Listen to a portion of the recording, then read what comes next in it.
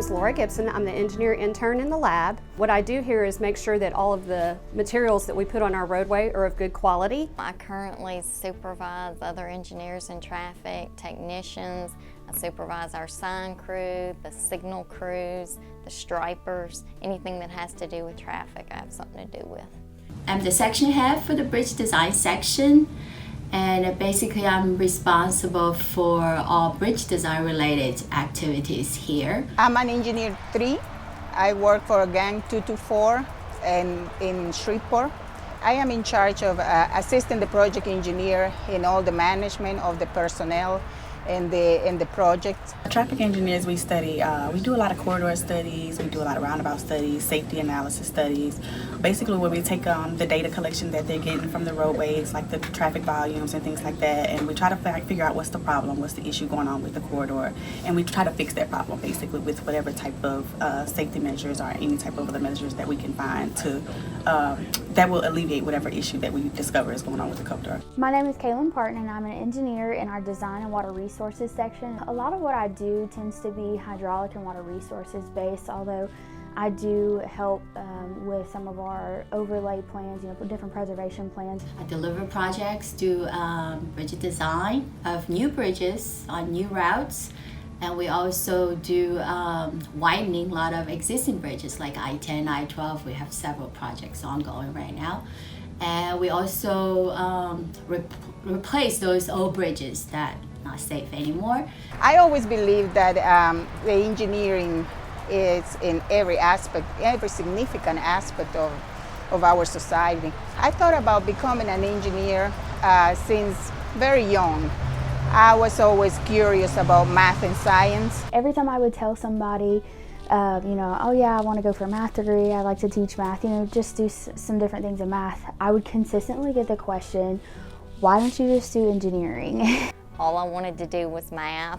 When I got in high school again, the only subject I liked was math, so it made sense. I was either going to be an architect or an engineer. I always wanted to be an engineer, but I don't know what kind of engineer. So actually I started as a mechanical engineer in college, and after I finished that, I worked as a mechanical engineer for 4 years. But I got an opportunity to come to this country, and I always wanted to do bridges. So I went to Purdue, and I started in civil engineering. I had an aha moment back in 2005. I was evacuated to Jackson, Mississippi, and I saw on the news where the twin span on I-10 had fallen, or parts of it had fallen, and I thought to myself, there's got to be a better way to do this, and so that kind of just drove me to go back to school to be an engineer.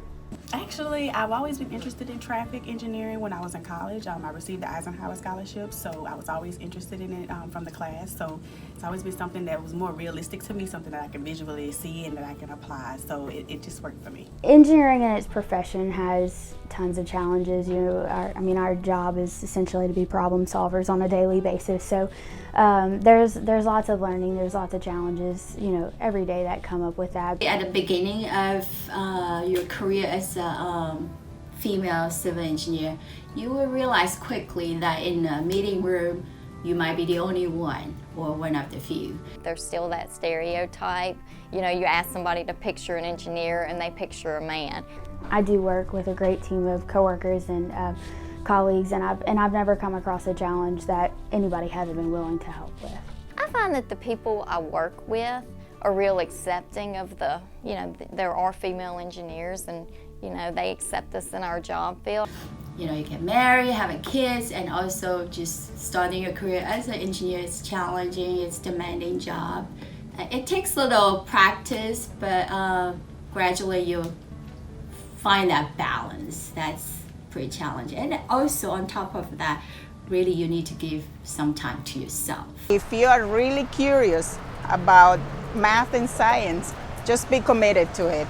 I think we need female engineers in the field. We offer another perspective on things. I love my job. I wouldn't want to do anything else. My biggest advice would be to just work hard. Honestly, there could be perceived challenges of, because it is a male-dominated field, there could be some intimidation that comes with that.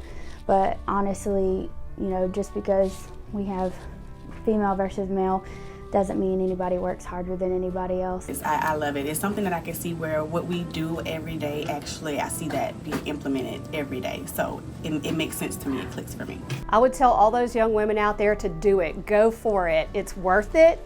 It's a little difficult, but you can do it if that's really what you want to do. It's a dynamic field. It's always changing, so you're always going to be learning. And start by being curious.